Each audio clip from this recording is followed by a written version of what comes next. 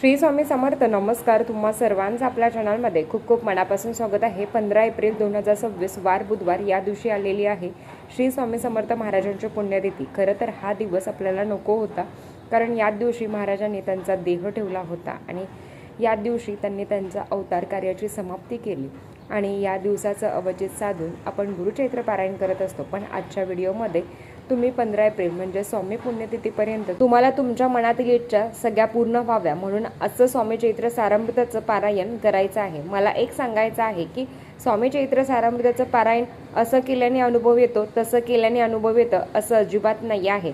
तुम्हाला जसं वाटतं ना तुम्ही तसं पारायण करा. आता काय होतं ना की नियम अटी पाळूनच पारायण करायचं का, तर महाराजांची सेवा करण्यासाठी कुठलेच नियम नाही आहेत. फक्त तुमचं मन, तुमची सेवा करण्याची इच्छा पाहिजे, बाकी महाराजांना तुमच्याकडून काही नको. ताई आपण स्वामी चैत्र सारामृताचं पारायण असं केल्याने आपल्या मनातील सर्व इच्छा पूर्ण होतील, तर असं काहीच नाही आहे. तुम्ही शुद्ध भावनेने महाराजांचं पारायण करत आहात, तुम्ही कसे करत आहात आणि खरं तर कसे केले पाहिजे त्या संदर्भातली माहिती आज आपण बघणार आहोत. तर आज 28 तारीख आहे, बरेच दिवस आहेत. तुम्ही संकल्पयुक्त पारायण केल्याने महाराज पावतात का, तर मला एक सांगायचं आहे. एखाद्या गोष्टीचा संकल्प असतो. संकल्प म्हणजे काय की महाराज मी या कार्यासाठी, माझ्या या अडचणीसाठी तुमची सेवा करत आहे, असा एक संकल्प असतो. संकल्प केला की मनात एक धाक असतो की संकल्प केलाय बरं का, तर संकल्प केल्यामुळे माझी सेवा, मी म्हणते ना की नाही मला ती सेवा करावीच लागेल, तर आज कितीही वाचलं तरी मला ती सेवा करावीच लागेल.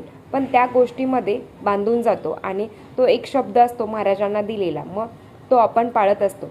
आता तुमची इच्छा असेल तर तुम्ही संकल्प करा, तुमची इच्छा नसेल तर तुम्ही नाही संकल्प केला. फक्त मला महाराजांची सेवा करायची आहे, बाकी मला काही नाही. आणि खरं तर ही फक्त कृतज्ञता, ज्या पद्धतीने आपण प्रकट दिनाचं अवचित साधून महाराजांची सेवा केली त्याच पद्धतीने महाराजांच्या कृपेने आपल्याला या स्वामी पुण्यतिथीपर्यंत महाराजांची सेवा करायची आहे. आता काय सेवा करायची आहे, कशी करावी, संकल्पयुक्त असेल तर अर्थात तुम्ही संकल्प करा की महाराज तुमचं नाव, तुमच्या गोत्राचं नाव, की महाराज या कार्यासाठी मी सेवा करत आहे आणि अशी तुम्हाला प्रार्थना करायची आहे. जवळच्या केंद्रात जाऊन तुम्ही सेवा रुजू करू शकता की महाराज माझं असं कार्य आहे आणि माझ्याकडून तुम्ही ती सेवा पूर्ण करून घ्या, याच्यासाठी तुम्ही संकल्प करू शकता. आता हे झालं. दुसरं येतं महत्त्वाचं की ताई आपण संकल्प वगैरे केला किंवा मला संकल्प नाही करायचा आहे, मग काय नियम अटी असतात, तर आधी सांगते. महाराजांची सेवा तुम्ही दिवस रात्र कधीही करू शकता.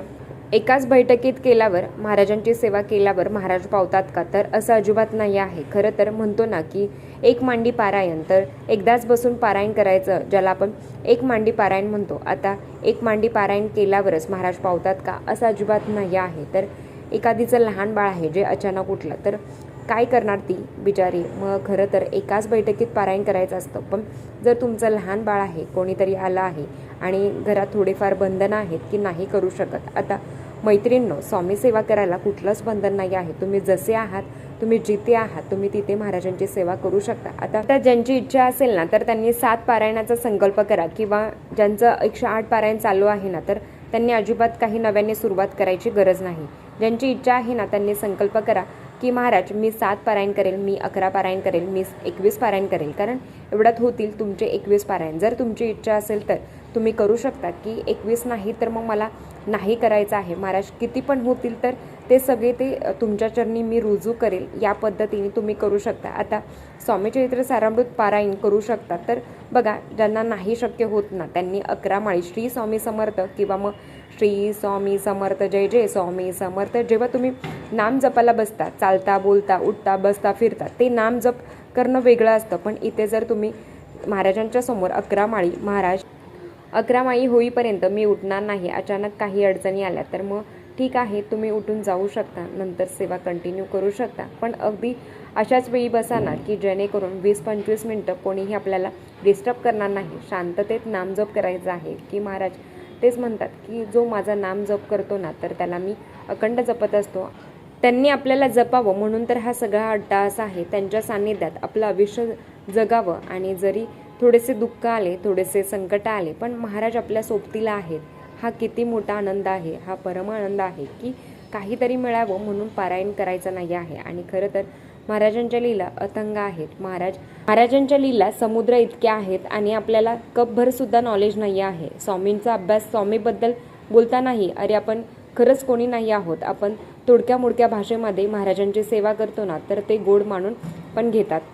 अजिबात नाही काही. आता तारक मंत्राची सेवा इतक्या महिलांना सुंदर अनुभव आला ना, की आम्ही 21 दिवसाची सेवा केली तर आमचं हे कार्य झालं, आमचं ते झालं, तर आमच्या अडचणी खूप कमी झाल्या. नक्कीच तुम्ही रोज 11 वेळा तारक मंत्राचं तुम्हाला पठण करायचं आहे, तर ती रोज सेवा करायची आहे. छानपैकी ते तीर्थ तुम्ही पिऊ शकता. तुम्हाला काय अनुभव येतो ना, अतिशय सुंदर, आणि जी कधी पण करू शकता, कोणी पण करू शकता महाराजांच्या सेवेला. किंवा तारक मंत्र असेल, मंत्रजप असेल, अर्थात लिखित नाम जप चालू आहे, तर ते तुम्ही आवर्जून कंटिन्यू करा. ज्यांची इच्छा आहे किंवा मग ज्यांच्याकडून शक्य नसेल त्यांनी 1000 वेळा 2000 वेळा मी लिहिल असा संकल्प करा. नाही संकल्प करणं, महाराज मी जेवढं होईल ना तर तेवढं सेवा करेल, तुमच्या चरणी मी रुजू करते, असं तुम्ही करू शकता.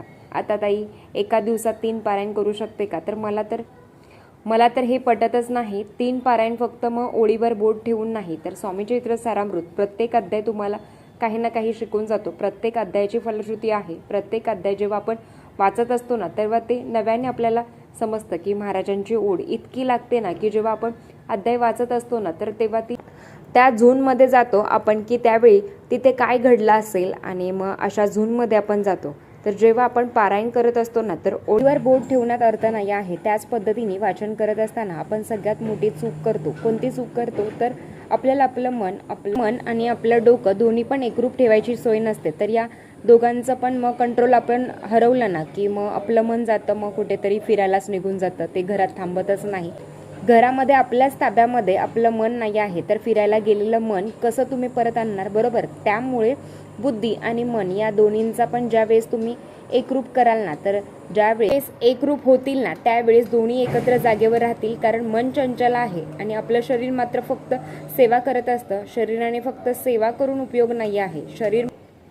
शरीर पवित्र असायला हवं, मन देखील पवित्र असायला हवं, आणि मन देखील स्थिर आणि जागेवर असायला हवं. एकच गोष्ट करायची आहे, तर एकच पारायण करा. म्हणजे 1 ते 21 अध्याय तुम्ही रोज वाचायचे आहेत, पण ते व्यवस्थित असावेत. 3-4 पारायण करून हे उगाचच बसण्यात अर्थ नाही आहे. रोज 1 पारायण जिंदाबाद. आणि बघा ते पण नाही आहे तर जमत मग रोज 7 अध्याय वाचा, तर 3 दिवसात 1 पारायण होईल. या पद्धतीने आता तुम्ही नित्यसेवा करत आहात. संकल्पयुक्त करा, नाही तरी नका करू. तुम्हाला मांसाहार वर्ज्य करावा लागतो. ब्रह्मचर्याचं पालन करायची गरज नाही आहे. मांसाहार आता एखादी संकल्पयुक्त सेवा आहे, काहीतरी मग की असं पाहिजेल आहे, किंवा मग काय असेल ते तुमची इच्छा असेल, तर तुम्ही ब्रह्मचर्याचं पालन करू शकता. पण जेव्हा 108 स्वामी चरित्र सारामृत पारायण करत असतो, तर तेव्हा 108 दिवस ब्रह्मचर्याचं पालन करायची गरज नाही. तुमची जर आतून इच्छा आहे की नाही मला सात्विक राहायचं आहे, खाण्याबद्दल ही कुठलेच नियम नाही आहेत, मांडणी करावी लागते का, तर असं अजिबात नाही आहे. तुम्ही जसे आहात ताई, आम्हाला बसता येत नाही, तुम्ही खुर्चीवर टेबलवर बसून त्याच्यावरही तुम्ही पारायण करू शकता, काही हरकत नाही आहे.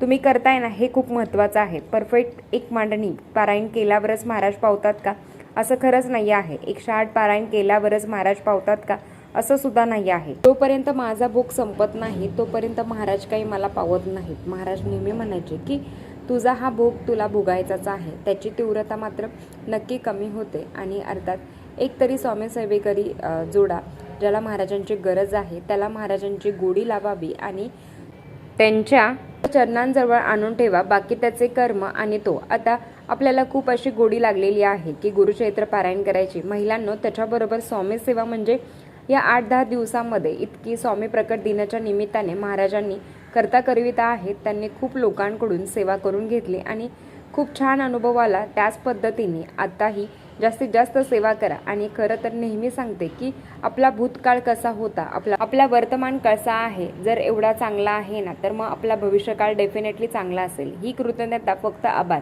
जे काही दिलेलं आहे त्याच्यासाठी आभार. आणि जेव्हा ही कृतज्ञता मनात येते ना, ती खरी स्वामी कृपा असते. आता अचानक आलेले दुःख आहे, आजारपण आहे, संकट आहे, तरीसुद्धा कृतज्ञता आहे. थँक्यू महाराज, आजचा दिवस दाखवला, आजचा दिवस चांगला गेला, त्याच्यासाठी खरंच कृतज्ञता. नाही तर खूप अवघड आहे. रोजचे दिवस बघायला मिळतात का, तर स्वामी सेवेमुळे चांगले जातात, महाराजांच्या नामस्मरणांमध्ये जातात.